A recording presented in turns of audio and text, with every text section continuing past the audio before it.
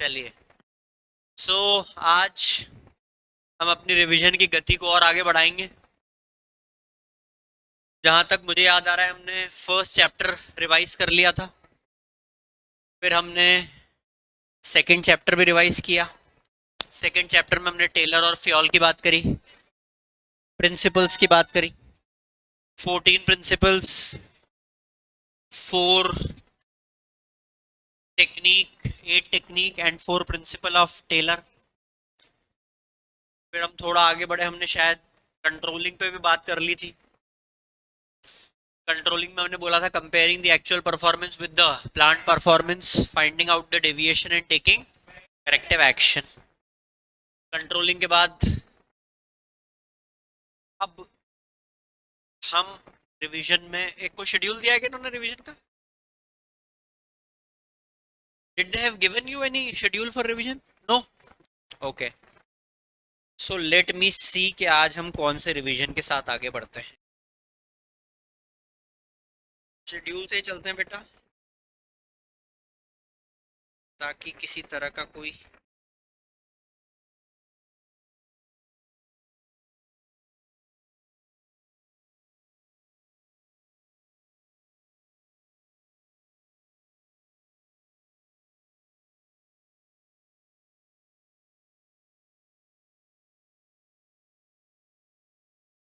So today is 15th if I'm not wrong, no? So we'll discuss business environment and planning. Very nice. Business environment and planning. So let's start with planning. Planning और business environment दोनों discuss करेंगे। दोनों बहुत ही छोटे छोटे chapter हैं। जब तक ये लोग आए तब तक हम बेसिक डिस्कशन कर लेते हैं। Planning bridges the gap between where we are and where we want to.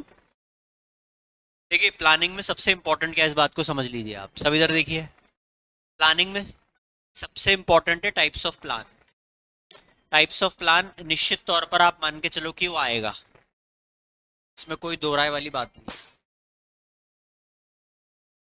अब टाइप्स ऑफ प्लान में क्या क्या आता है? टाइप ऑफ प्लान में स्ट्रैटेजी आता है, बहुत ही प्यारा वर्ड है, रणनीति। जितने लड़के लड़कियां क्लास में बैठे हुए इस बात को समझिए, the first thing which you need to understand is strategy. Strategy हमेशा टॉप लेवल बनाता है। कौन बनाता है? कभी भी लोअर लेवल स्ट्रैटेजी नहीं बनाएगा। लोअर लेवल उसको एग्जीक्यूट करने की बात करेगा। क्या बात, किसकी बात करेगा? Execute. Strategy is derived from a Greek word strategos. ये बात सब इस क्लास में समझ जाओ। जो भी ग्रीक वर्ड होगा उसके पीछे ओज लिखा हुआ होगा। मतलब ओज होना और ग्रीक होना दोनों बराबर है। मैं आपको दो एग्जांपल दे देता हूं। Strategy is derived from a Greek word strategos, ओज लग गया। Ethics is derived from a Greek word ethos. Ethos, जब भी ओज लगे तो आप समझ जाओ ये कौन सा वर्ड है? Greek word. Is it clear to one and all? तो strategy is derived from a Greek word strategos which means art of the general. Art of the general बोला है, जनरल। ये जो जनरल वर्ड है कहां से origin हुआ है? मिलिट्री से ओरिजिन आया है। जनरल किस में होता है? मिलिट्री में होता है। स्ट्रैटेजी जो वर्ड है वो कहां से पैदा हुआ है? मिलिट्री से, वॉर से पैदा हुआ है। आप युद्ध काल में, क्राइसिस काल में, संकट काल में ही रणनीति बनाते हो। एक मिनट के लिए सोचो, अगर आपके जीवन में इस वक्त क्राइसिस आएगी तो वो कौन सा पहला व्यक्ति होगा जिसको आप कॉल करोगे? आप में से कितने लोग, बेटा आप किसको कॉल करोगे इसके अलावा? अगर आपके जीवन में भी संकट आ जाए, फॉर एग्जाम्पल क्लास के बाहर निकाल दो आप, संकट, ठीक है, तो किसको कॉल करोगे आप मदद के लिए?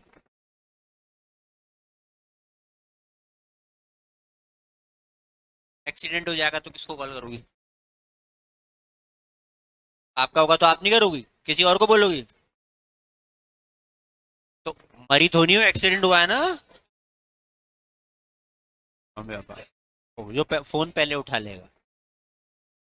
आप क्राइसिस में उसी व्यक्ति को कॉल करते हो जिस पर आपको भरोसा होता है। ये पहला अंडरलाइंग अजम्पशन है। क्या अंडरलाइंग, आ जाओ बेटा, अंडरलाइंग अजम्पशन क्या है? आप क्राइसिस में उसी व्यक्ति को कॉल करते हो जिस पर आपको भरोसा होता है कि वो आपका फोन पिक कर लेगा। और न सिर्फ फोन पिक करेगा बल्कि आपकी मदद भी करेगा। जो स्ट्रैटेजी होती है जो स्ट्रैटेजी होती है उसमें आप सामने वाले को ये चेक करते हो कि सामने वाला स्वॉट एनालिसिस करे। स्वॉट, स्ट्रेंथ, वीकनेस, अपॉर्चुनिटी, थ्रेट। मैं चारों वर्ड फिर से बोल रहा हूं। Strength, weakness, opportunity, threat. जैसे अगर मैं आपसे पूछूं विराट कोहली की स्ट्रेंथ क्या है, तो आप जानते हो कि वो रन चेजिंग मशीन है, वो रन को चेस करने में नंबर 1 है। ये उसकी स्ट्रेंथ है। अगर मैं आपसे पूछूं विराट कोहली की वीकनेस क्या है, तो विराट कोहली की इस वक्त वीकनेस ये बन रही है कि एज जो है वो उनके पक्ष में नहीं है इस वक्त। एज, ये विराट कोहली की वीकनेस हो गई। हर एक प्रोडक्ट जो है, प्रोडक्ट उसका अपना स्ट्रेंथ होता है। जिस वक्त आप सब शांत हो जाओगे उस वक्त मैं रिवीजन शुरू कर दूंगा। मैं सिर्फ इंतजार कर रहा हूँ। मैंने अपने अंदर पेशेंस भयंकर डेवलप कर लिया है। स्ट्रेंथ मतलब आपकी ताकत, वीकनेस मतलब आपकी कमजोरी, अपॉर्चुनिटी मतलब आपके अवसर, थ्रेट मतलब आपके भय और आपके डर। तो सवाल उठता है कि प्रोडक्ट के लिए डर क्या हो सकता है? जैसे नहीं, ये चला नहीं। अगर कॉम्पिटिटिव कॉम्पिटिटिव राइवलरी इस लेवल की आ जाए तो वो भी थ्रेट है। जैसे फॉर एग्जांपल एक मोबाइल आया करता था नोकिया। क्या बेताज बादशाह था मोबाइल की दुनिया का। लेकिन वो बेताज बादशाह एक दिन हार गया, प्यादा भी नहीं बचा, बिक गया। फिनलैंड की कंपनी थी। क्यों? क्योंकि वो कंपनी अपने अंदर बदलाव नहीं कर पाई। क्या नहीं कर पाई? तो हर वो व्यक्ति जो अपने अंदर बदलाव नहीं कर पाएगा वो फाइनली क्या कर जाएगा? पेरिश। पेरिश का मतलब क्या होता है? PERISH। पेरिश का मतलब होता है खत्म हो जाना, समाप्त हो जाना। तो स्वॉट एनालिसिस में क्या क्या आता है? स्ट्रेंथ। क्या आती है? वीकनेस। और क्या आता है? अपॉर्चुनिटी। और क्या आता है? थ्रेट। ये हम स्ट्रैटेजी में करते हैं। Type of plan. Type of plan. पहली बात समझ में आ गई? लैपटॉप हो गया कनेक्ट? कनेक्टेड है?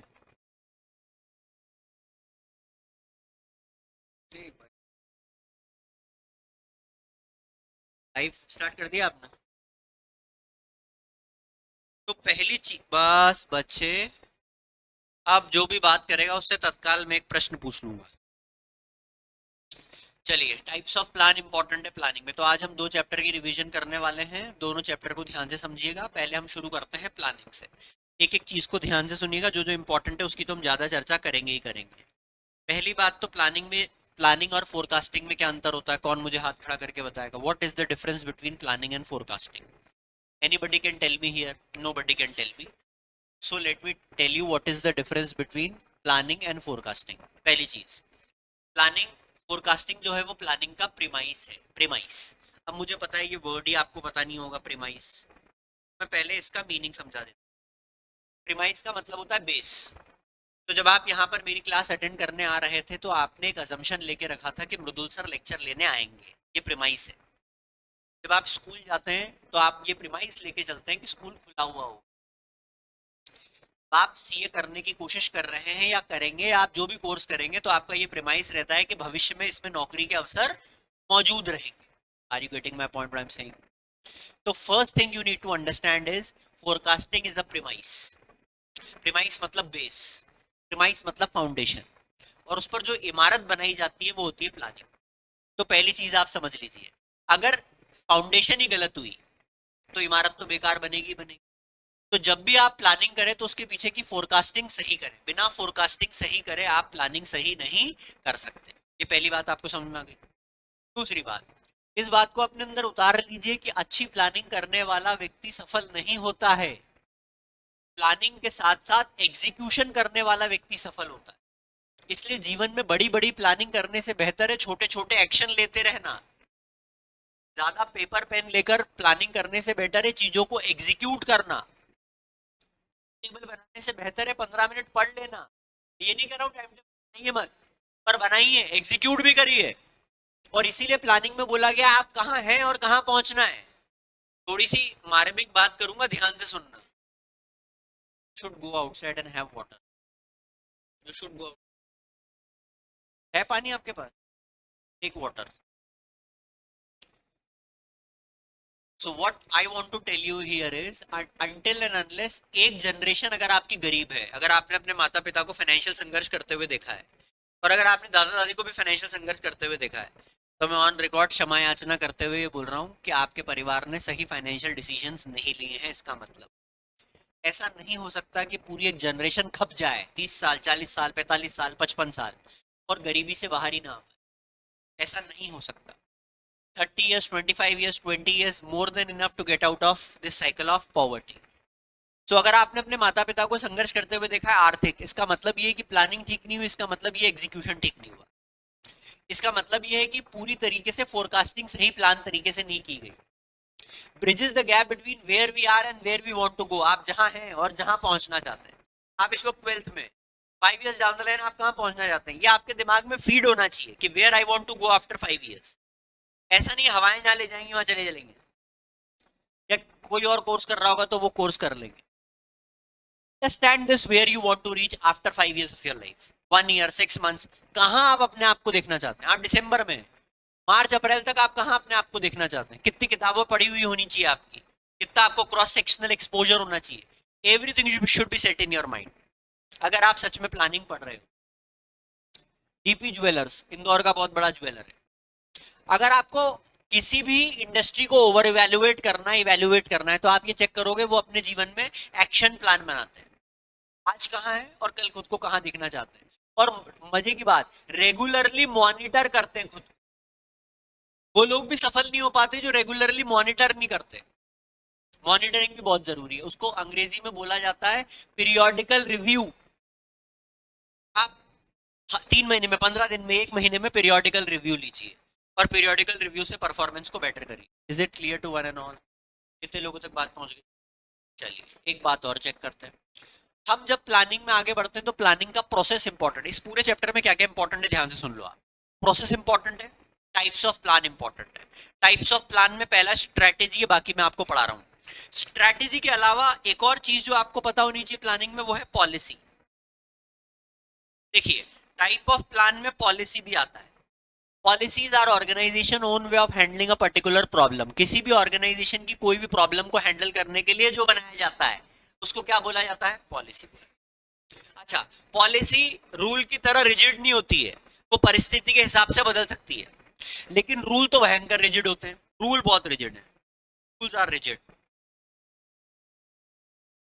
What are rules? Rules are non negotiable. पहले तो इस बात को समझ लीजिए कि रूल जो होंगे वो नॉन नेगोशिएबल होंगे। नॉन नेगोशिएबल मतलब वो व्यक्ति विशेष के लिए बदलेंगे नहीं। रूल रिजिड होते हैं। बहुत लेट आ रहे हो यार, बैठो। रिजिड होते हैं। रिजिड का मतलब क्या होता है? आप उसको चेंज नहीं कर सकते।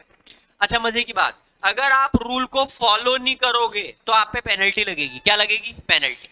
इस बात को समझ लो आप। ऑर्गेनाइजेशन में टॉप से लेकर लोअर तक सबके लिए रूल सेम है, और अगर रूल आपने नहीं फॉलो करा तो आपके ऊपर क्या लग जाएगी? पेनल्टी।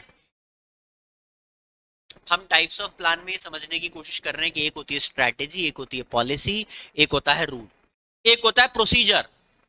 प्रोसीजर का मतलब होता है प्रक्रिया।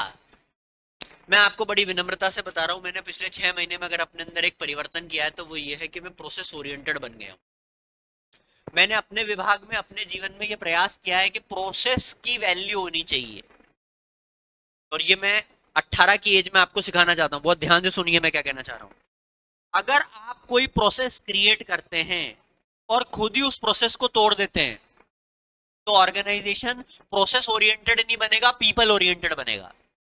और वो ऑर्गेनाइजेशन जो पीपल ओरिएंटेड होता है वो कभी आगे नहीं बढ़ पाता compare to that organisation which is process oriented. What is process oriented organisation?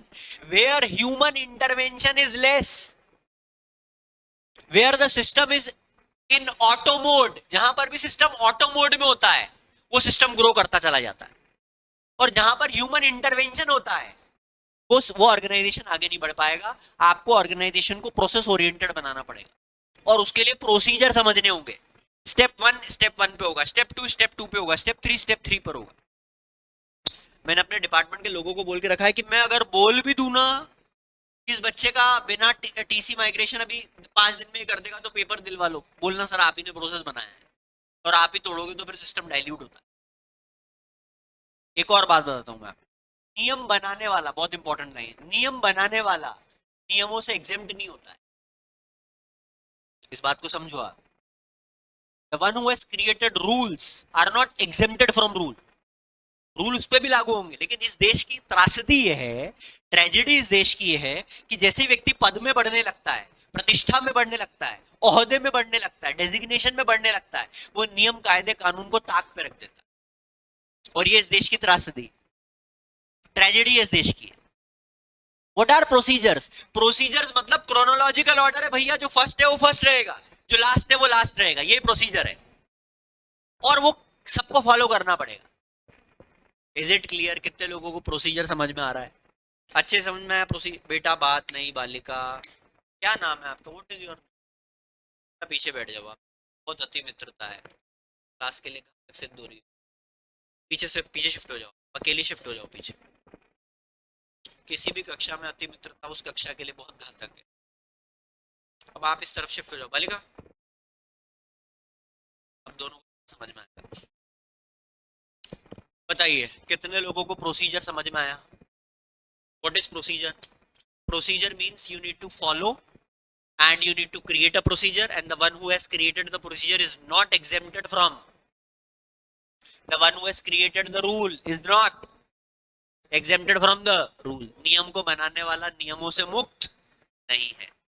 In fact नियम बनाने वाले के ऊपर बड़ी जिम्मेदारी है कि वो नियमों को ज्यादा फॉलो करे, लेकिन इस देश में ऐसा होता। तो हमने स्ट्रेटेजी समझा, हमने रूल समझा, हमने पॉलिसी समझा, हमने प्रोसीजर समझा। अब एक और चीज है इसके अंदर, ऑब्जेक्टिव। ऑब्जेक्टिव स्मार्ट होते हैं, क्या होते हैं? Specific, measurable, achievable, realistic, time bounded. Smart को एक बार अपन डिकोड करते हैं। पहला क्या बोला मैंने? स्पेसिफिक। स्पेसिफिक, कितने लोगों ने अपनी स्टडी टेबल पर परसेंटेज लिखा हुआ है, जितना परसेंटेज वो चाहते हैं ट्वेल्थ में, स्टडी टेबल के सामने? Raise your hand. एक दो तीन चार पांच लोगों ने। कितने लोगों के दिमाग में फिक्स है वो बात? सर बताएंगे तो नजर लग जाएगी, लोग हंसेंगे। दिमाग में फिक्स है। तो क्या आपने वो परसेंटेज ऐसे बना के रखा है ना, 90, 85, 86, ऐसा फिक्स होगा? या कितने लोगों ने ऐसे विंडो बना के रखी हुई है कि नहीं 70 से लेकर 90 के बीच में कुछ भी आ जाए सम्मानजनक है? इतना बड़ा कितने लोगों ने मार्जिन बना के रखा हुआ है, इतना बड़ा 20-20 का? आपके पेरेंट्स के साथ आपकी काउंसलिंग बेहद जरूरी है। कितना बेटा? 30 से लेके 70, क्या है आपका 40 का मार्जिन? 50 से 90, तो मतलब आप 51% आएगी तो भी उतने ही खुश रहोगे जितने 90 आएंगे। ठीक है, इसका मतलब आप निर्माण की स्थिति पे पहुंच चुके हो, 51 पे भी उतनी खुशी और 90 पे भी उतनी खुशी है। बहुत अच्छे। बताइए आपका ट्रैक रिकॉर्ड क्या बोल रहा है? पहला परसेंटेज कितना बोल रहा है? 2 बार 11th में आप फेल हुए हो, मेडिकल इशू के कारण या पढ़ाई के कारण? बिजनेस के कारण। पापा चिल्ले इस बात से कि पढ़ाई वढ़ाई, ठीक है तो 50 ही बनेंगे फिर तो। हाँ, 15 का गैप है, ठीक है। और कोई? हाँ बेटा, 30 का गैप है। अब इस बात को समझ लीजिए आप, जब भी आप बहुत बड़ा विंडो देते हैं अपने जीवन में, जैसे आप बिजनेस कर रहे हैं तो आप बेटर समझेंगे बेटा, आपने एक प्रोडक्ट बनाया और आपने ये प्रोडक्ट बनाया 100 रुपए का, और जब आप बेचने जा रहे हैं और आप ये दिमाग लगा रहे हैं कि इस प्रोडक्ट में मैं मुनाफा कमाना चाहता हूँ 100 रुपए से लेकर 180 रुपए तक का, मतलब मैं 180 रुपए का मुनाफा इसमें कमाना चाहता हूँ। 1 रुपए का हो तो भी चलेगा और 80 रुपए का हो तो भी चलेगा। तो ऐसी स्थिति में मुनाफा आप मान के चलो हमेशा कम होगा, क्योंकि आपका ब्रेन जो है वो स्पेसिफिक डेटा पे काम करता है। किस पे काम करता है? स्पेसिफिक डेटा पे। तो जो ऑब्जेक्टिव बनाए जाए हमेशा वो स्पेसिफिक होने चाहिए। जिन्होंने 15 का मार्जिन बना के रखा है, 30 का मार्जिन बना के रखा है, मैं आज 15 दिसंबर के दिन आपको सिखाना चाहता हूँ, उस फिगर को फिक्स कर लो आप। भले वो 72 हो, 69 हो, 55 हो, 54 हो, 92 हो, बट वो फिगर फिक्स होना चाहिए। तभी आपका सबकॉन्शियस माइंड उसकी तरफ काम करने लगेगा। तो पहली चीज, स्पेसिफिक बनाइए जो भी ऑब्जेक्टिव बनाना चाहते हैं। मैं अमीर होना चाहता हूँ, ये ऑब्जेक्टिव नहीं है। मैं 10 करोड़ के साथ नेटवर्थ के साथ अमीर होना चाहता हूँ, 5 करोड़ की नेटवर्थ के साथ अमीर होना चाहता हूँ। फिगर इंपॉर्टेंट है। तो पहला हो गया स्पेसिफिक। मैं घर लेना चाहता हूँ, ऑब्जेक्टिव नहीं है। मैं 5,000 स्क्वायर फीट का घर लेना चाहता हूँ, 8,000 स्क्वायर फीट का घर लेना चाहता हूँ। The figure should be clear, that is specific. Measurable, मैं इतने परसेंटेज लाना चाहता हूँ, मैं इतने से परसेंटेज लाना चाहता हूँ, नहीं, आपको मेजरेबल अमाउंट बताना है जो मेजर हो। ए उसमें है अचीवेबल, अचीवेबल। अब आपका पूरा ट्रैक रिकॉर्ड बोल रहा है कि 50% ही आपकी सांस फूलते फूलते लाते थे आप अपने जीवन में, और आप अब बोल रहे हो कि 99% लाके मैं तो मार्केट को खत्म कर दूंगा सर। अगर मैं शुद्ध हिंदी में बात करूं तो अपनी हैसियत में रह के बोले, are you getting my point I am saying? उसको बोला जाता है अचीवेबल। क्या बोला जाता है? और रियलिस्टिक, जो भी वास्तविक बात हो वही करिए। और टाइम पीरियड, जब भी आप बोलें कि मुझे 75% लाने हैं तो ये भी बोलिए कि इसी साल लाने हैं। कितने लोगों तक मेरी बात पहुंची? वरना वो दिक्कत आ जाएगी, रिपीट होता जाएगा बेटा, है ना। एक दिन 95% बने कब? जब आप पिताजी बन गए थे, आपके बच्चे के और दोनों के 95% साथ बन गए। तो टाइम पीरियड बहुत इंपॉर्टेंट है। क्या इंपॉर्टेंट है? टाइम पीरियड बहुत इंपॉर्टेंट। तो आइए, ऑब्जेक्टिव क्या होने चाहिए? SMART, S specific, M measurable, R सुना करो मैं जो बोल रहा हूं, गार्डन में नहीं बैठे हैं अपन। क्या बोला मैंने? स्पेसिफिक के बाद एम क्या है? ए क्या है? आर क्या है? रियलिस्टिक, टी क्या है? यहाँ किसी ने फोर्स करके नहीं बिठाया अपने को, आप मर्जी से आ रहे हो चारों। तो सुनना आपकी नैतिक जिम्मेदारी है और रिवाइज करना जिम्मेदारी है। आ गए एग्जाम, मार्च में खड़े ही है सामने, फरवरी मार्च में। तो ऑब्जेक्टिव समझ में आ गए, specific, measurable, achievable, realistic and time bound. एक और बात समझिए, जब भी आप ऑब्जेक्टिव बनाएं तो क्या ये इंपॉर्टेंट है कि आप अपना ट्रैक रिकॉर्ड चेक करें? हमेशा ध्यान रखिए, आगे की प्लानिंग करते वक्त पीछे का ट्रैक रिकॉर्ड चेक कर लीजिए। मैं 5,000 यूनिट पेन के बेचना चाहता हूं, ये चेक कर लीजिए कि आपने पास्ट मंथ में कितने पेन बेचे हैं। अगर आपने 4,500 बेचे हैं, इसका मतलब ये है कि आप गलत प्लानिंग कर रहे हैं, आपको 8,000 की 7,000 की प्लानिंग करनी चाहिए। ट्रैक रिकॉर्ड चेक करना इसलिए जरूरी है जब भी आप आगे की प्लानिंग करें। ये बात हो गई बेटा ऑब्जेक्टिव की, वापस चेक करते हैं। स्ट्रैटेजी पढ़ा, पॉलिसी पढ़ा, प्रोसीजर पढ़ा, ऑब्जेक्टिव पढ़ा, रूल पढ़ा। एक और चीज इसके अंदर है जिसको हम बोलते हैं budget. Budget, I don't know, आप सब वैसे इतने बड़े हो चुके हैं, आपको बजट के बारे में पता होना चाहिए, देश का बजट क्या है और कितना डेफिशिएट है। ये सब जितने बच्चे यहाँ पर बैठे हुए हैं जो खुद को थोड़ा महान मानते हैं पढ़ाई में, मेरा आपसे निवेदन है, आप एक बार मुंबई जाइए, दिल्ली जाइए, नोएडा के किसी बड़े स्कूल के बच्चों के साथ समय बिताइए, तो आपके पैरों तले जमीन खिसक जाएगी। आपका जो थोड़ा बहुत ईगो है ना, जो आप कैप लगा के घूमते हो हीरो वाली, वो तत्काल ही समाप्त हो जाएगी। Why I am quoting you this, why I am quoting you this बेटा, अभी आप 3-4 दोस्तों के साथ रहते हो जो उतने ही मूर्ख है जितने आप मूर्ख हो। अच्छी बात बोली, ज्यादा है तभी तो अपन उनके साथ रह के बुद्धिमान वाली फीलिंग लेते हैं। जैसे आपके दोस्त ने बोला यार चैप्टर कितने टोटल, आपने कहा 12 चैप्टर हैं, उसने कहा वाह, देर में बात है यार। मतलब दिसंबर आते आते उसको चैप्टर के नाम नहीं, टोटल कितने ये पता है कि 12 हैं, तो आपको लगा यार ये पढ़ता है यार, ये बंदा है। तो why I am telling you this बेटा, it is high time now. Budget दो चीजों से मिलके बनता है, ध्यान दीजिए। सब सुनेंगे, मैं वापस पूछूंगा, दोनों से वापस पूछूंगा, इसलिए सुनना आप। Expected revenue and expected expenses, दो चीजें आ गई। एक्सपेक्टेड रेवेन्यू, कितना पैसा आने वाला है, एक्सपेक्टेड एक्सपेंसेस, कितना पैसा जाने वाला है। इन दोनों को जब आप न्यूमेरिकल फॉर्म में डाल देते हैं तो हम उसको बोलते हैं बजट। कितना पैसा आने वाला है, कितना खर्चा होने वाला है, इन दोनों को जब आप न्यूमेरिकल फॉर्म में डाल देंगे तो वो क्या बन जाएगा? बजट। एक और बात सीखिए कि आपने आज अखबार में पढ़ा होगा कि खजराना से ही मेट्रो अंडरग्राउंड चली जाएगी। आप में से कितने लोग भास्कर पढ़ते हैं? पढ़ना चाहिए आपको। और इस पूरी प्रक्रिया में कई हजार करोड़ रुपए ज्यादा लगेंगे। भोपाल में आपने थोड़े दिनों पहले एक अखबार पढ़ी होगी, पढ़ा होगा, अखबार में पढ़ा होगा कि एक ब्रिज इन्होंने इधर से बनाना शुरू करा और एक ब्रिज भोपाल में उधर से बनाना शुरू करा, और दोनों ब्रिजेस को अलग अलग दिशाओं में जाना था। ब्रिज इतना करिश्माई, इतना देवीय था कि वो आपस में टकरा गया। मेरी बात समझे, एक ब्रिज को जाना था इधर, एक जाना था इधर। ये करिश्माई तरीके से इतने देवीय लोगों ने बनाया कि वो दोनों टकरा गए। फिर इनको रियलाइज अरे तो गलत बन गया। अब ये ड्राइंग ऐसा वाला तो है नहीं कि रबड़ लिया मिटा दिया, उस पर सरकार को बहुत पैसा खर्च हुआ और वो पैसा और आपका और मेरा था। आज दैनिक भास्कर में खबर है कि जो मेट्रो बनने वाली है वो अंडरग्राउंड बनाएंगे खजराना से ही। अब आप इमेजिन करो, खजराना से ये लोग मेट्रो को अंडरग्राउंड बनाना चाह रहे हैं। आई डोंट नो किस लेवल के दिमाग के साथ ये काम करते हैं। क्या आप इमेजिन कर सकते? और जैसे शहर में जहाँ पर जिस दो तीन बना दिए हैं वहाँ पर ये अंडरग्राउंड बनाएंगे और किस लेवल पर कंस्ट्रक्शन करेंगे, और न जाने कितने हजार साल बाद वो मेट्रो बन के तैयार होगी, और बनने के 1000 साल बाद उसमें लोग ट्रैवल करना शुरू।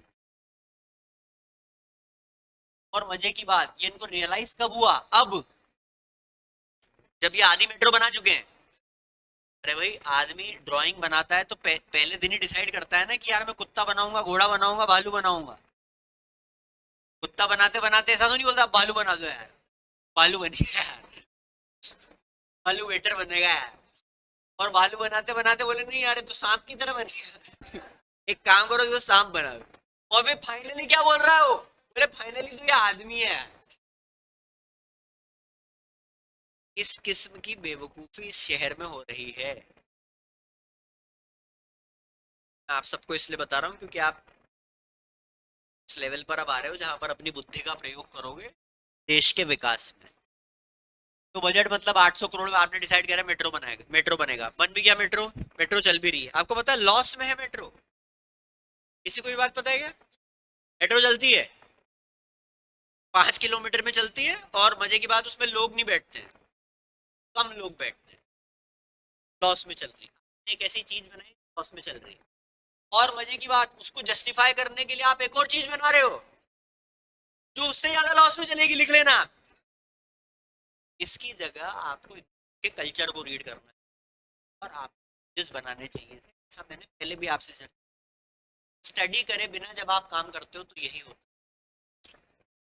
एक बहुत बड़ा slum area, I don't know आप में से कितने लोग विजिट किया, आप जानते हैं। उसका पूरा प्रोजेक्ट अडानी को मिला है। आपने पढ़ा होगा अडानी को मिला। अडानी पता है स्टेप 1 में क्या कर रहा है? अडानी स्टेप 1 में उनको जाके कन्विंस नहीं कर रहा है कि तुम ये छोड़ दो, हम तुमको घर देंगे। अडानी बोल रहा है ये करना बहुत मुश्किल हो जाएगा, एक काम करो पहले तो घर बनाओ, और घर बनाने के बाद इनको घर की चाबी दो, इनके नाम पे रजिस्ट्री करवाओ, और इनको वहां पर रहना स्टार्ट करवाओ, और फिर बोलो इनसे कि तुमको खाली करना है, तो ये लोग खाली करेंगे। कल्चर को स्टडी करा आपने, बिहेवियर को स्टडी करा आपने, साइकोलॉजी को स्टडी करा आपने, और प्रॉब्लम को सॉल्व किया। और प्रॉब्लम, अब आप ये बोलोगे कि तुम्हें घर देंगे, इससे बेटर है कि ये लो घर और रहना शुरू करो, तुम्हारे नाम पे रजिस्ट्री, और एक खाली करो, यहाँ का गंदगी में रह रहे हो, बढ़िया जगह रहो ना, शिफ्ट करो। पूरा प्रोजेक्ट लिया उसने सरकार से, यहाँ पर प्रोसीजर भी लग रहा है, यहाँ पर बजट भी लग रहा है। आप कुछ भी करते हो लाइफ में डिसाइड करोगे क्या बजट है। मैं परसों नरसों पढ़ रहा था कि 1 करोड़ के आसपास के पटाखे जलाए गए एक शादी में, 1 करोड़। तो बजट बनाया होगा ना कि यार 1 करोड़ के पटाखे जला, वरमाला में 1 करोड़ के पटाखे, कोई दिक्कत नहीं है, आपके पास जलाओ, कोई दिक्कत नहीं, 1 करोड़ के पटाखे 2 करोड़ के जलाओ, कोई दिक्कत वाली बात। But at the end of the day अगर आप एप्पल हो, आपको डिसाइड करना होगा कि रिसर्च में ज्यादा पैसा डालना है कि मार्केटिंग में। रिसर्च में। आप टेस्ला हो, आप ईवी बनाते हो, आपको कहाँ बजट ज्यादा डालना है? आपको रिसर्च में डालना है कि मार्केटिंग में डालना है? आपको चेक करना है। Any company which is operating they need to decide what should be the budget. Budget की डेफिनेशन में 2 चीजें, expected revenue, expected expense. Is it clear to one and all? ये हो गया बजट की बात। अच्छा, पॉलिसी हो गया, मेथड। अब मेथड समझ लेते हैं। टाइप्स ऑफ प्लान में एक चीज होती है बेटा, मेथड। किसी भी काम को करने का बेस्ट मेथड पता लगाना पड़ेगा आपको। क्या पता लगाना पड़ेगा? मेथड। अच्छा, कितने लोगों ने ये वर्ड सुना है, capital intensive and labour intensive? What is capital intensive? Where the machinery is more. Where is, what is labour intensive? Where labour is more. तो जब भी आप किसी भी काम को करने का डिसाइड करते हैं तो सबसे पहले चेक करिए उस काम को करने का मेथड क्या होने वाला है। और एक बार जब मेथड डिसाइड हो जाए उसके बाद आपको ब्लाइंडली उस मेथड को क्या करना पड़ता है? फॉलो करना। तो ये टाइप्स ऑफ प्लान है जो आपको पता होने चाहिए। अच्छा, क्या आप ये मानते हैं कि प्लानिंग एंड कंट्रोलिंग दोनों कनेक्टेड हैं? ऐसा मैं आपको कंट्रोलिंग में पढ़ा चुका हूं कि planning and controlling both are connected, they both are forward looking, they both are backward looking. Planning भी फॉरवर्ड लुकिंग है और प्लानिंग भी बैकवर्ड लुकिंग है, कंट्रोलिंग भी फॉरवर्ड लुकिंग है और कंट्रोलिंग भी बैकवर्ड लुकिंग। अच्छा, इस चैप्टर में टाइप्स ऑफ प्लान के अलावा इंपॉर्टेंट है प्रोसेस ऑफ प्लानिंग। प्रोसेस मतलब स्टेप्स क्या होने वाले हैं, और उसमें आखिरी स्टेप फॉलो अप है, अपन ने पढ़ा है। सबसे पहले आप क्या डिसाइड करते हो? स्टैंडर्ड। क्या डिसाइड करते हो? क्यों स्टैंडर्ड डिसाइड करना होगा? अरे भाई, प्लानिंग किसी चीज की कर रहे हो तो सबसे पहले आपको स्टैब्लिशिंग ऑब्जेक्टिव बनाने पड़ेंगे कि किस चीज की आप प्लानिंग करना चाहते हैं। यस और नो? आपके जो नोट्स हैं, आपकी जो किताब है, उसमें आपको पूरा प्रोसेस मिलेगा। उसमें अल्टरनेटिव आएंगे, अल्टरनेटिव के बाद बेस्ट अल्टरनेटिव को चुनाव करना आएगा, इम्प्लीमेंटेशन आएगा। क्या आएगा? अब आपकी और मेरी मुलाकातें कुछ 5 7 6 है, लेकिन अगर आप मुझसे एक चीज आज के लेक्चर में सीखना चाहते हो, और जो मैं सच में चाहता हूं कि आप सीखो, apart from all jokes, one thing is बेटा, execution. I want you to be the person of execution यार। Don't talk much, execute more. The one who will execute ना, दूसरों से बहुत आगे निकल जाएगा। मैं आपको इतना घनघोर कंपटीशन चल रहा है, और इस कंपटीशन में लोग इतने लेजी हो गए हैं कि अगर आप थोड़ा भी डिसिप्लिन लेकर आओगे ना अपनी लाइफ में, थोड़ा बता रहा हूं मैं आपको, दूसरों से कोसों आगे निकल जाओगे।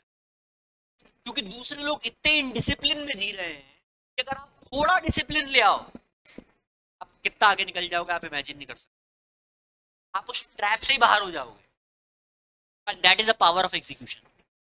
मॉर्निंग, आफ्टरनून, इवनिंग, आपका डिसाइड होना चाहिए ऑन इन योर माइंड कि मॉर्निंग में मेरे को क्या 5 एग्जीक्यूशन करने हैं, आफ्टरनून में क्या एग्जीक्यूशन करना है, और in the night what I have to execute in regard of my academics and seek. आप 15 दिन में रिजल्ट चेक कर लोगे ना, दूसरों से आगे बढ़ जाओ।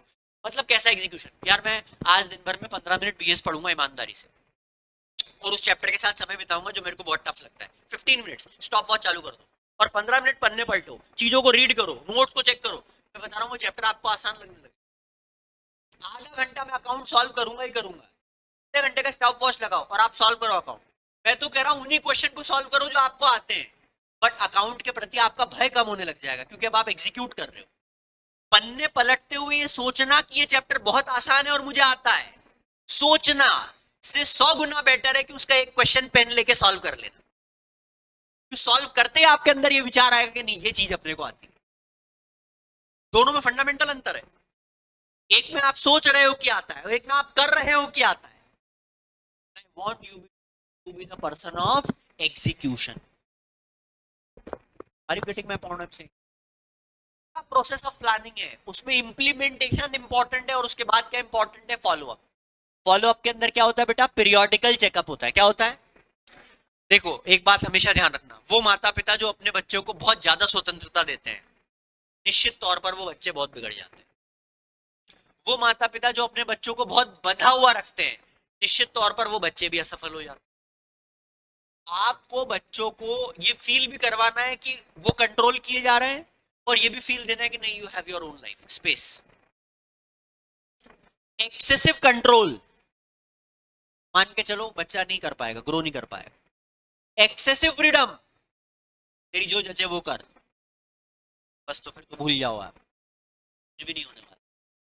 एक दिन पुलिस केस कर देगा वो, फिर बोलेगा यही जच रही थी मेरे, आपने कहा था ना जचे जो कर, यही जच रही थी। सामने वाले ने गुस्सा किया, मुझे गुस्सा आया, और आप तो मेरा गुस्सा जानते ही हो, बता दिया police. Why I am quoting you this? In an organization there should be a combination of control and freedom. आप कंट्रोल भी दो और सामने वाले को फ्रीडम भी दो। अच्छा, मजे की बात, फ्रीडम दो लेस इंपॉर्टेंट चीजें, कंट्रोल करो मोर इंपॉर्टेंट चीज। Are you getting my point? से कितने लोगों तक बात पहुंच रही है?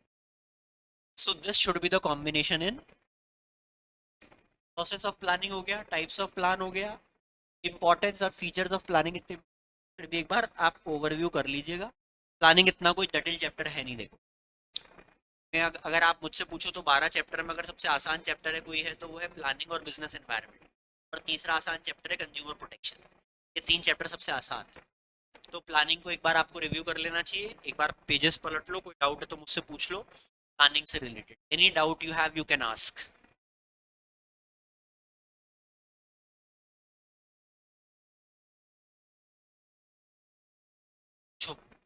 हाँ बेटा प्लीज चले जाओ।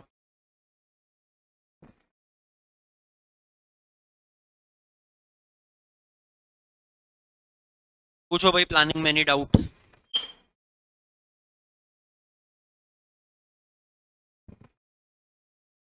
ऑब्जेक्टिव क्या होते हैं? ऑब्जेक्टिव याद करवा के छोड़ूंगा मैं, आ जाओ। ऑब्जेक्टिव क्या होते हैं? स्मार्ट। एम क्या है? मेजरेबल। बोलो। ए क्या है? अचीवेबल। बोलो। आर क्या है? रियलिस्टिक। टी क्या है? Time bounded. और ये पांचों चीजें अगर होगी तो हम बोलेंगे कि ऑब्जेक्टिव बिल्कुल सही है। तो अगर मैं बोलूं मेरी कंपनी का ऑब्जेक्टिव है इंक्रीज इन सेल, सेल को बढ़ाना, क्या ये ऑब्जेक्टिव है? नहीं, बिल्कुल नहीं है। किस चीज की सेल? स्पेसिफिक नहीं हुआ ना। तो increase in sale of fan specific हो गया। क्या ये ऑब्जेक्टिव है? नहीं, क्योंकि अभी मेजरेबल नहीं है। Increase in sale of fan by 5%। मेरी बात समझे? इन 2026 अब जाकर बना है ये objective. Increase in sale of fan by 5% in 2026 अब जाकर बना ये ऑब्जेक्टिव। चलिए पूछिए कोई डाउट हो तो। अच्छा, रूल ज्यादा रिजिड है कि पॉलिसी ज्यादा रिजिड है? रिजिड का मतलब तोड़े नहीं जा सकते, रिजिड का मतलब किसी के लिए चेंज नहीं होगा। रिजिड मतलब अगर फॉलो नहीं किया तो क्या लगेगी? पेनल्टी लगेगी। अच्छा, रूल की सबसे सिंपल डेफिनेशन क्या है? Action and non action within the organization. लिख लो, डेफिनेशन काम आएगी आपके। Action and non action within the organization. Action and non action within the organization, ये है बेटा rule. Action and non-action within the organization is rule.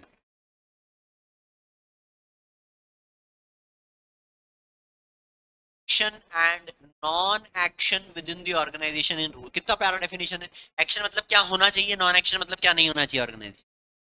जैसे जब ये बच्चे मेरे पास पहली बार आए थे, डे 1 का मेरे को लेक्चर याद आ रहा है, मैंने आते ही इनको बताया था भाई मेरी क्लास में खूब सारे क्वेश्चन पूछने, ये रूल है।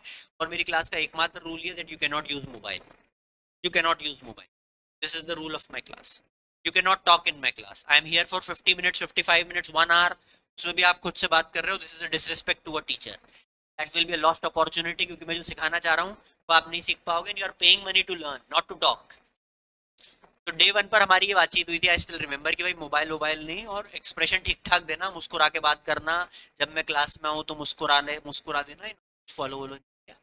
मैं आता हूँ तो और कद्दू जैसा चेहरा बना के बैठ जाते हैं, बोले क्या रोज ही आ जाते हैं, क्या है इनका, कुछ बात कर लो तो डांट देंगे सबके सामने, क्या समझते हैं अपने आप को, ऐसा चेहरा बना के बैठ। बहरहाल जो भी है, बट मैंने कुछ नियम बनाने की कोशिश करी थी, और मुझे गर्व है कि हमने मोबाइल वाला नियम तो क्लास में बहुत शिद्दत से फॉलो किया।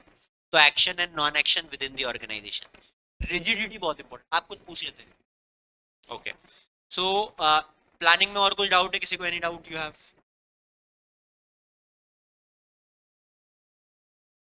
It is the easiest chapter बेटा, planning is the easiest chapter.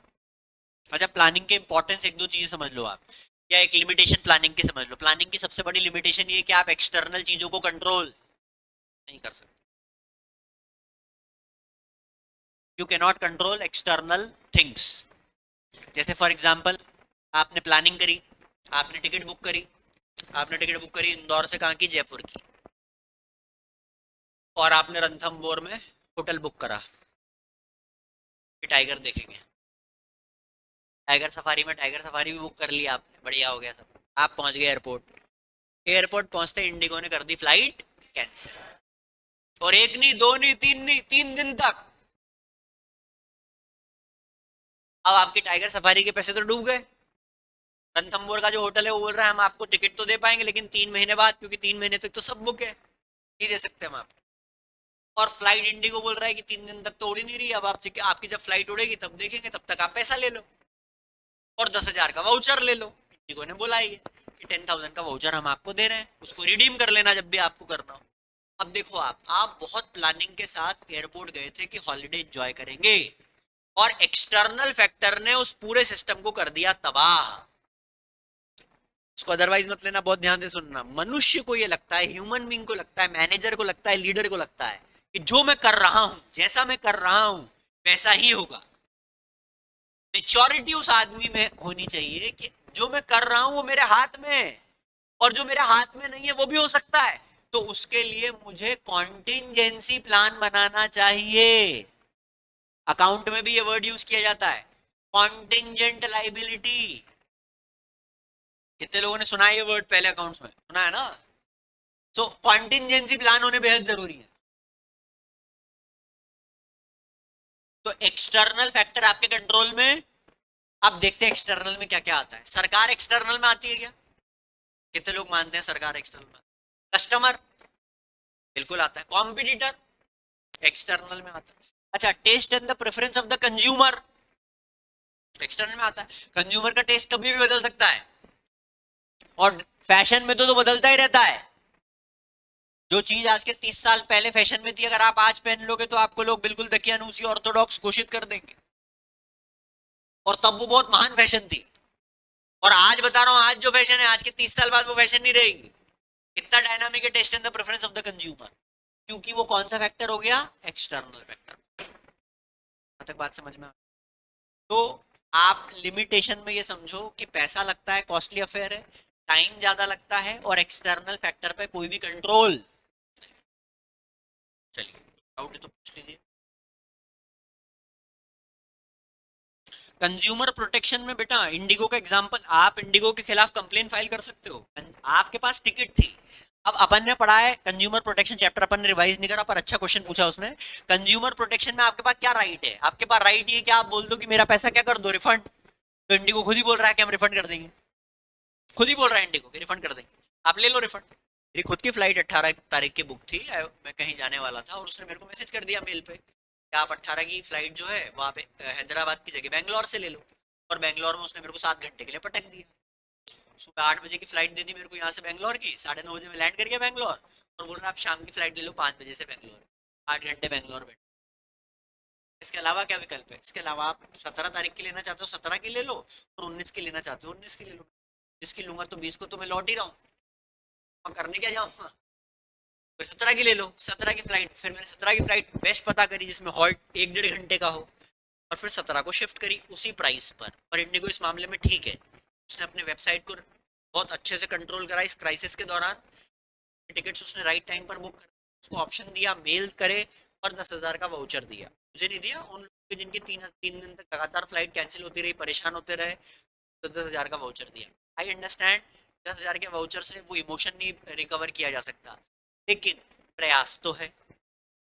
तो आपके पास बस ये राइट है कि आप अपना पैसा मांग लो, और पैसा तो वो देने के लिए रेडी है। क्या ये कर दो कि रिप्लेस कर दो मेरी टिकट, बाद की काट दो, तो वो इसमें भी बोल रहा है कि बाद में कटवा लो आप अपनी टिकट। इंडिगो ने एक बहुत अच्छी बात ये भी करी, आपको पूरा केस स्टडी पढ़ना चाहिए ये, नहीं बहुत जबरदस्त केस स्टडी है। इंडिगो ने गलती क्या करी और सही क्या करा। गलती क्या करी उस पर आप अनुसंधान करिएगा, सही क्या करा वो बता देता हूँ मैं आपको। जैसे इनको समझ में आ गया कि इनका रोस्टर बन नहीं पा रहा है, रोस्टर रोस्टर मतलब फ्लाइट कहाँ से उड़ेगी, कहाँ लैंड करेगी, कौन उड़ाएगा, रोस्टर नहीं बन पा रहा, तो उन्होंने बोला 15 तारीख तक जितनी फ्लाइट आप लोगों की है, और अगर आप कैंसिल करना चाहते हो पहले ही, तो आप पहले ही कैंसिल कर लो, हम आपको रिफंड दे देते हैं पूरा। ये इन्होंने डिसीजन लिया 6-7 तारीख के आसपास कि आप 15 तक रिफंड लेना चाहते हो, कोई भी फ्लाइट है आपकी 14-15 की, और इंपॉर्टेंट नहीं है, कैंसिल करना चाहते हो करवा लो और रिफंड ले लो।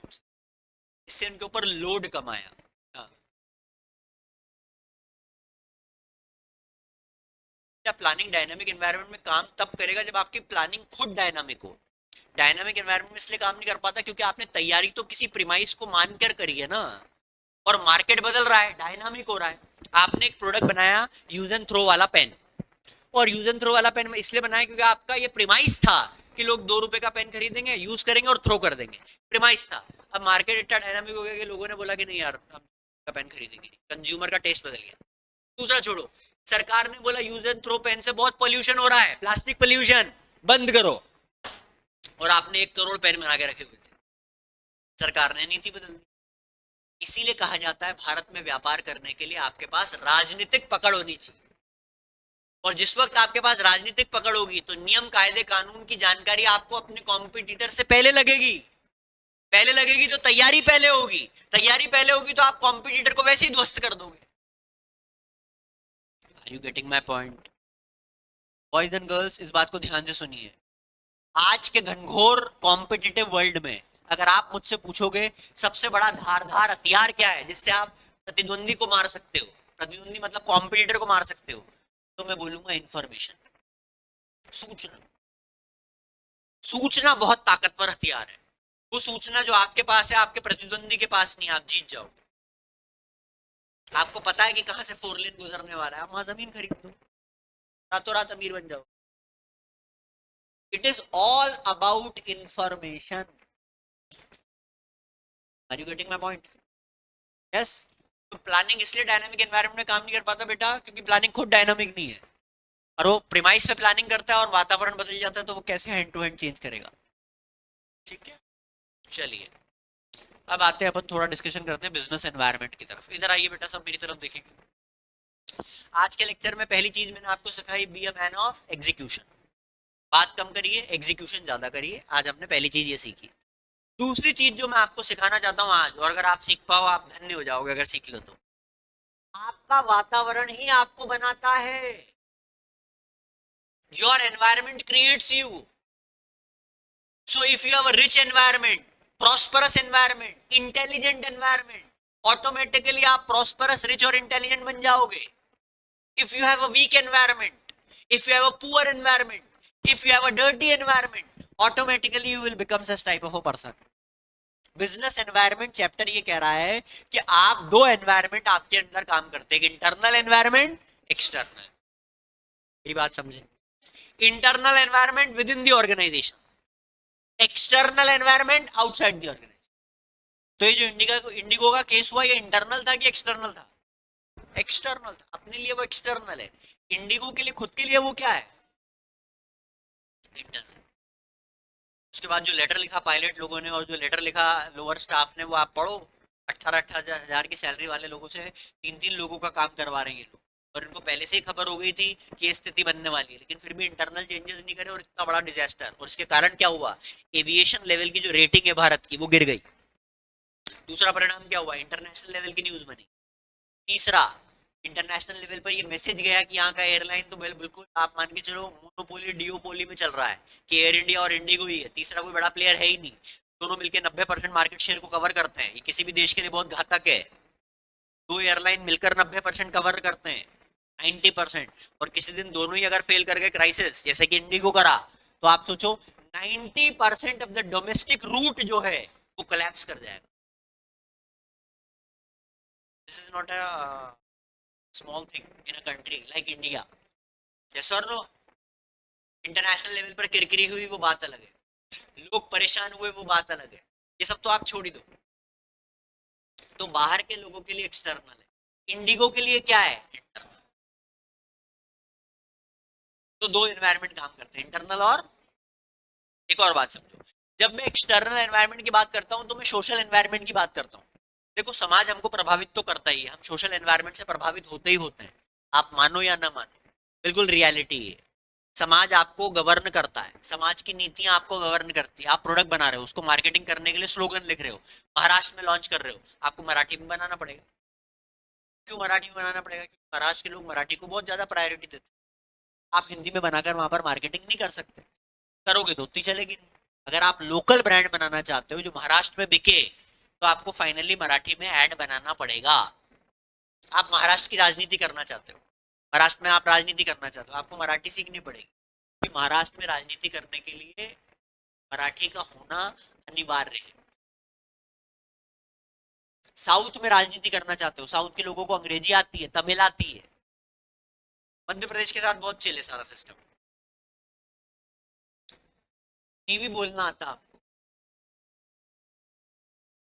बड़े दिलेर लोग हैं हम, नहीं बोलना आता? अरे यार, नहीं बोलना सिखाओ। विधायक है, बोलना सिखाओ, सिखाना चाहिए उसको, कोई दिक्कत नहीं, वोट दो, सिखाओ।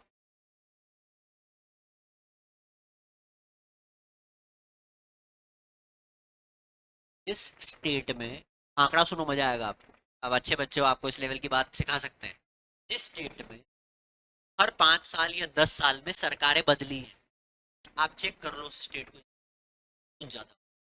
Gujarat is exception. गुजरात क्यों एक्सेप्शन है? क्योंकि वहां पर नरेंद्र मोदी जी खुद खुद थे, और एंटी इनकम्बेंसी बचाने के लिए उन्होंने बार बार वहां पर चीफ मिनिस्टर बदले भी हैं। आप कर्नाटका को चेक कर लो, आप आंध्रा को चेक कर लो, आप चेक कर लो, बिहार की स्थिति देख लो कितनी गंभीर है। खत्म टोटल। आप कभी बिहार घूमने जाओ और फिर आकर मुझे बताओ, आपको मध्य प्रदेश पसंद आने लगेगा? आपको लगेगा वाह यार गड्ढे छोटे हैं यार, गड्ढे हैं ना रोड पे, लेकिन गड्ढे छोटे हैं यार। घर से निकला तो मैं वापस आया यार, देखो कितनी इज्जत रखी इन्होंने यार। ऐसा नहीं कि गायब ही हो गया, बंदा ही गायब हो गया। समझ रहे हो बात को? तो लव मध्य प्रदेश। इस लेवल की गरीबी पटना बिहार, और आपको नजर आएगी वहां पर। आई डोंट नो आप में से कोई गया है क्या बिहार? कोई घूमने गया है? गए हो कभी?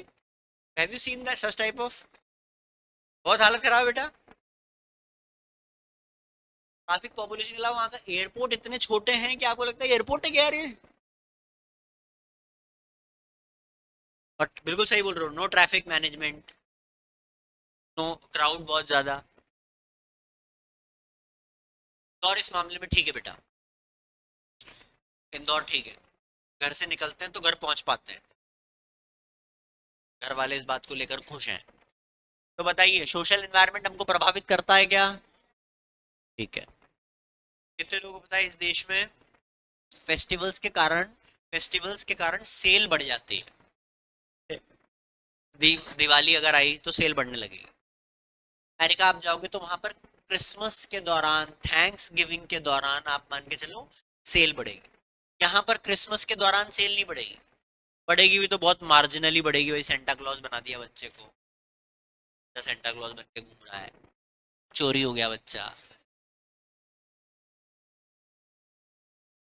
तो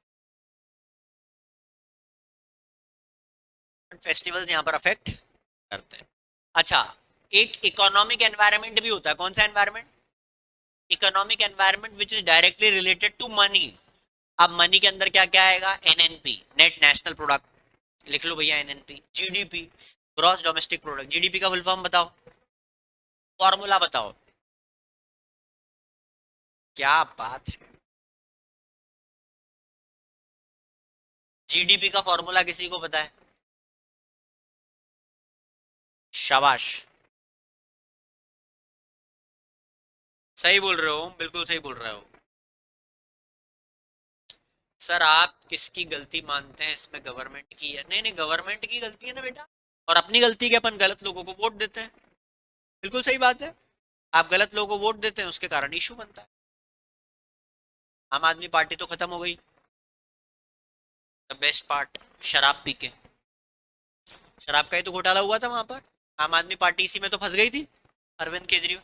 थोड़ा राजनीति का ज्ञान रखो भैया, समझो बात को, थोड़ा राजनीति का ज्ञान रखो। ये सब अपनी जगह है, लेकिन you should have a political awareness. Knowledge छोड़ो, अवेयरनेस तो होनी चाहिए लोगों के अंदर कि यार एटलीस्ट चल क्या रहा है देश विदेश में, अपने को पता होना चाहिए।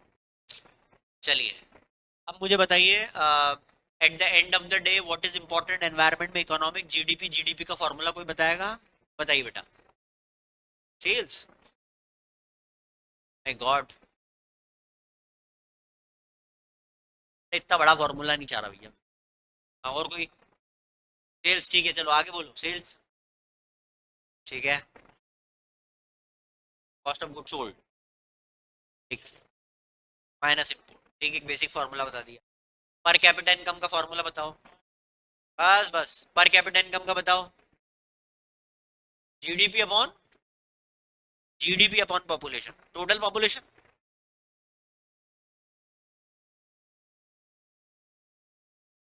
एवरेज पॉपुलेशन नहीं, ये तो खत्म, तो फार्मूला गलत हो गया। हाँ, टोटल टोटल पॉपुलेशन, कोई बात नहीं। Total income divided by total population is per capita income. Per capita income कम होना चाहिए कि ज्यादा होना चाहिए? अरे भाई, पर कैपिटा इनकम ज्यादा होना चाहिए। किसी भी देश का अगर पर कैपिटा इनकम ज्यादा है तो वो उस देश के लिए अच्छी बात है।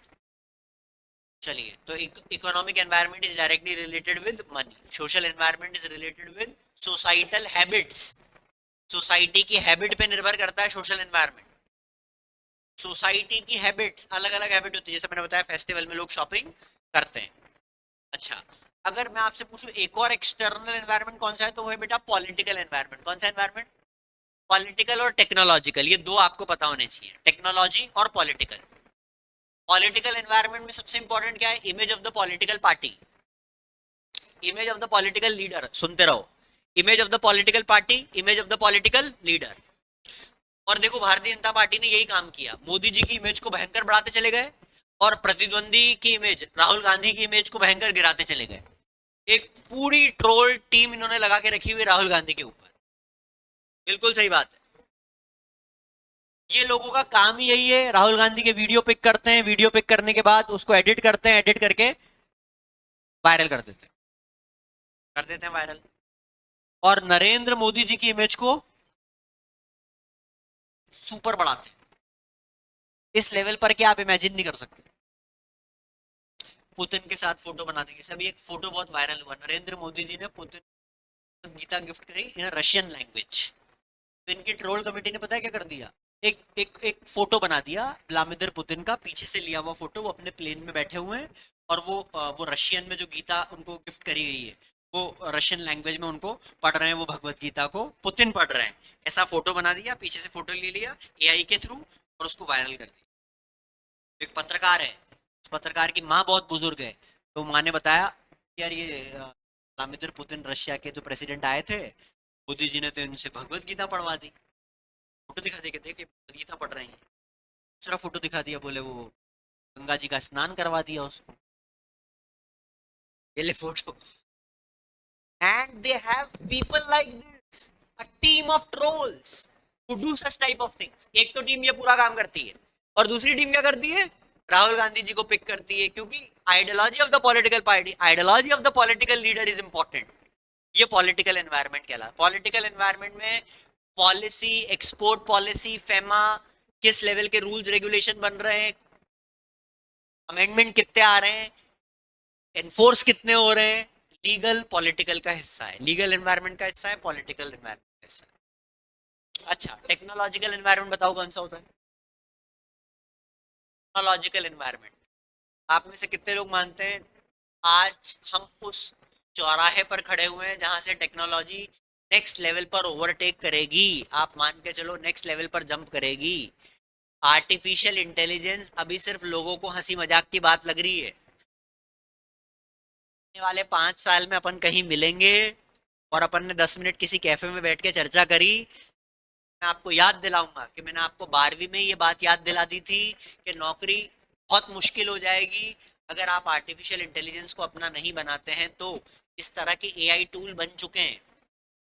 आपको राज शमानी का वो एक पॉडकास्ट सुनना चाहिए 1 घंटा निकाल कर, जिसमें वैभव को शायद उसने बुलाया था, वैभव ही है, वैभव को उसने बुलाया था और वैभव किन टूल्स की बात कर रहा है राज शमानी के उस पॉडकास्ट में, तो आपके दिमाग की सारी खिड़कियां खुल जाएगी कि दुनिया में चल क्या रहा है और दुनिया में हो क्या रहा है। आर्टिफिशियल इंटेलिजेंस 1 घंटे का होगा मुश्किल से, आप जरूर देखिएगा, यूट्यूब पर है, राज शमानी का वैभव के साथ एआई टूल पर पूरा वीडियो है, यू शुड वॉच इट। 1 घंटा जब भी आपको समय मिल जाए तो आपके दिमाग की खिड़कियां खुल जाएगी कि कहाँ कहाँ आपको मेहनत करने की जरूरत है, क्योंकि अभी भी हमारे देश का युवा सोया हुआ है, देख लेंगे, समझ लेंगे, हो जाएगा, एमबीए कर लेंगे, नौकरी लग जाएगी, सब गॉन होने वाला है in coming years, I am telling you.